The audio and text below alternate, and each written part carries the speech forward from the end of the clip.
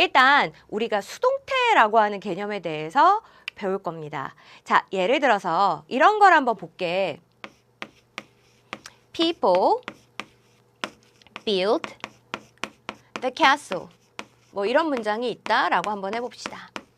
사람들이 그 성을 지었습니다. 라고 했을 때 이 짓는다라고 하는 뭐 아니면 건축한다라고 하는 이 동사를 기준으로 행위자가 누구예요? 그치? 사람들이 지은 거지 얘가 행위자예요. 짓는 행위를 한 사람들이잖아. 그 다음에 이 사람이 지은 대상이 뭡니까? 그쵸? 성을 지은 거죠. 이게 건축한 대상이 되는 거야. 뭐 여기까지는 충분히 이해가 되죠. 그 다음에 우리 첫 시간에 무슨 얘기도 했었냐면 영어의 문장에서는 원래 주어 자리는 이 행위자가 차지한다. 뭐 이제 이런 이야기도 했었다고. 괜찮지? 여기까지는 다 이제 너무 알고 있는 쉬운 내용이에요. 자, 그런데 문제가 뭐가 생겼냐 하면 아니 무슨 특정인도 아니고 예를 들면 뭐 주혜연이 지었다 이것도 아니고 김철수가 지었다 이것도 아니고 그냥 사람들이래요. 그냥 불특정 다수 누구야 누군지 잘 나와 있지도 않고 별로 정보의 가치가 없는 말이라는 거예요. 우리의 관심은 야, 그 성이 지어졌다고 성에 가 있는 거야. 자, 그럴 경우에는 어떻게 해야 될까?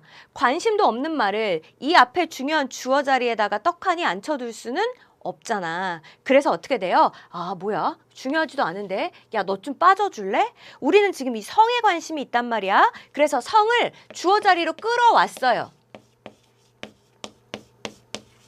자, 이렇게 해놓고 보니까 문제가 약간 생겼지. 뭐야? 얘는 주어는 주어인데 행위자가 아니고 대상, 원래 목적어 자리에 있던 녀석이 주어가 됐다고. 자, 이런 걸 우리 뭐라고 부르냐면 이런 걸 수동태의 문장이다 라고 이야기해요. 그러면 수동태는 뭐라고 정의할 수 있겠어?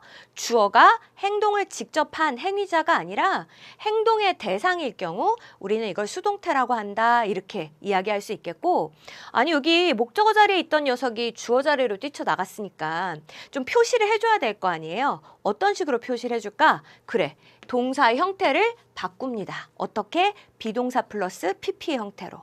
자, 그러면 be built가 될 텐데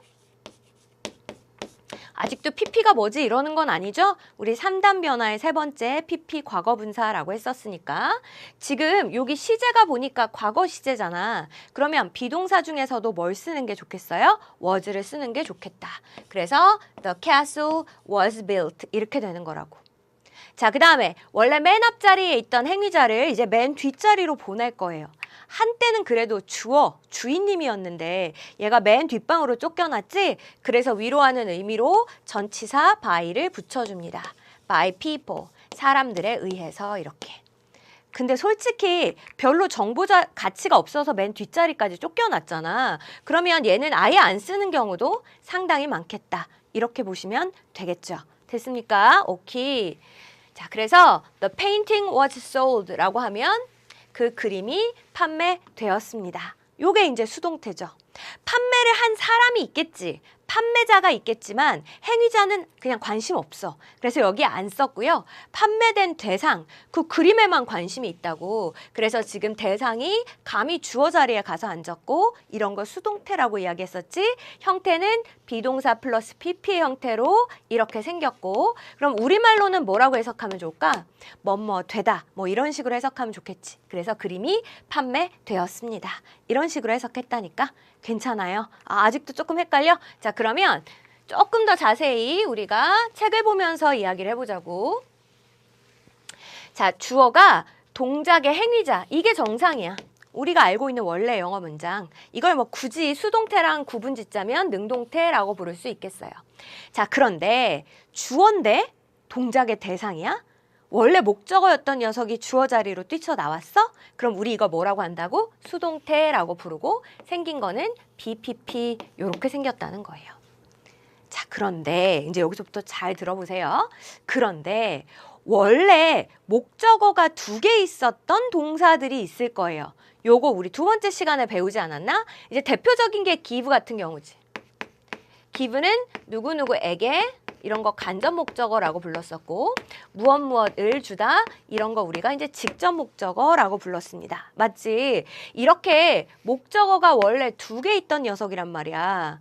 그러면 한 애가 어디야 나 주워 갈게 라고 뛰쳐나가고 그 다음에 동사가 BPP가 되더라도 여전히 뒤에 어때요? 원래 목적어 하나가 남아있는 형태가 되겠지.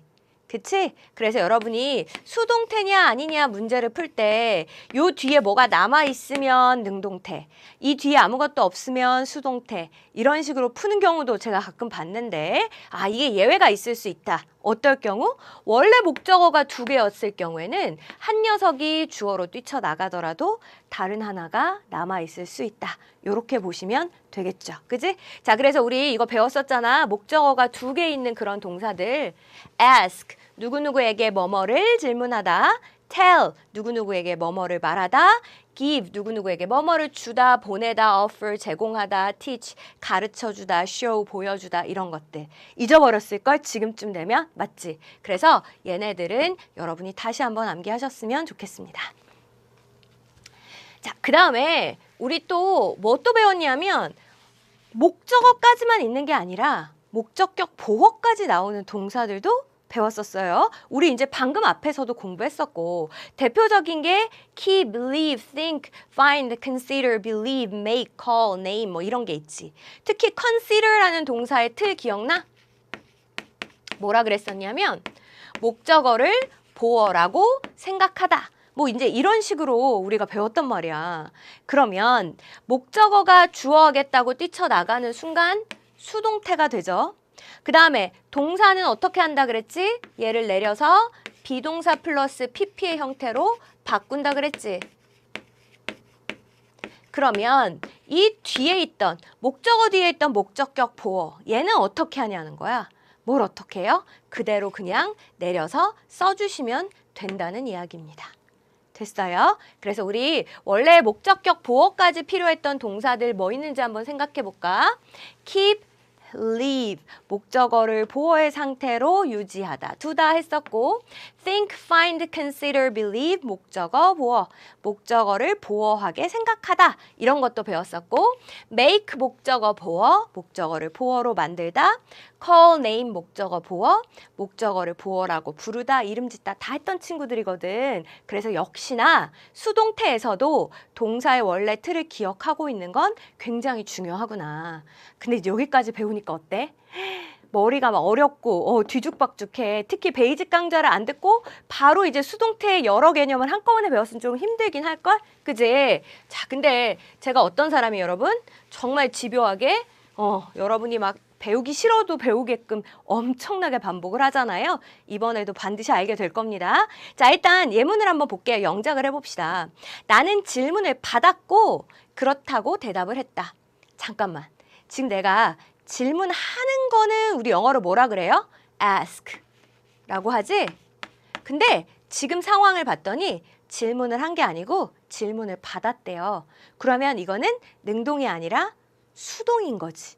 맞지? 내가 질문을 한 게 아니고 난 지금 받은 상황이니까. 이럴 때 우리 뭘로 표현한다 그랬어? 비동사 플러스 PP로 표현한다 그랬지. 자, 지금 받았다, 대답했다, 과거 시제니까 비동사 중에서도 과거형 뭘 쓰면 좋을까요? was.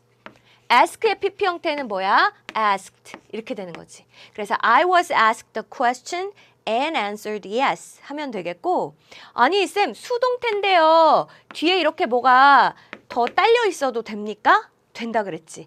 어떨 때 이게 가능하다 그랬지? ask는 원래 목적어가 2개까지 올 수 있는 애 아니야? 누구누구에게 뭐뭐를 질문하다. 요거 수동태로 만들면 어떻게 돼요? 얘가 주어한다고 뛰쳐나가고 얘가 뭐가 돼요? 얘가 BPP가 되고 요 친구 그냥 그대로 내려서 지금 쓴 거 아니야. 그러니까 수동태가 됐는데도 목적어가 뒤에 남아있을 수 있구나. 이렇게 기억하시면 되겠죠? 자, 그 다음에 하나 더 봅시다. 날씨가 바뀔 것으로 예상이 됩니다. 라고 한번 해볼게. 잠깐만. 우리 예상한다가 영어로 뭐예요? expect 아니야? 그지? 근데 날씨가 예상을 하는 게 아니라 예상이 된대요. 수동이네. 수동태 어떻게 생겼다고? 비동사 플러스 PP. 그러니까 the weather is expected. 이렇게 하면 되겠다. 그지? 자, 그 다음에 바뀔 것으로 예상이 된답니다. 바뀌는 거면 막 change 이런 건데. 요 change 형태를 어떻게 해야 되나? 이런 생각이 들었다면 뭘 한번 떠올려 보셔야 돼요? 동사의 틀. 자, 우리 expect라고 하는 동사의 틀 배운 적 있다? 뭐라 그랬지? 목적어가 투부정사할 것을 기대하다. 원래 이런 틀을 갖고 있었잖아. 그지? 근데 목적어가 자기가 주어한다고 뛰쳐나갔다니까? 그럼 동사는 BPP로 바뀌겠지. 자, 바뀌고 나더라도 여기 뒤쪽에 있던 친구는 어떻게 된다고? 그대로 내려가서 쓴다고. 그럼 이제 답이 나오네. 어떻게 해야 되니? 여기 to를 넣어줘야 되겠지. The weather is expected to change 하면 된다니까? 괜찮아. 아이, 좋다.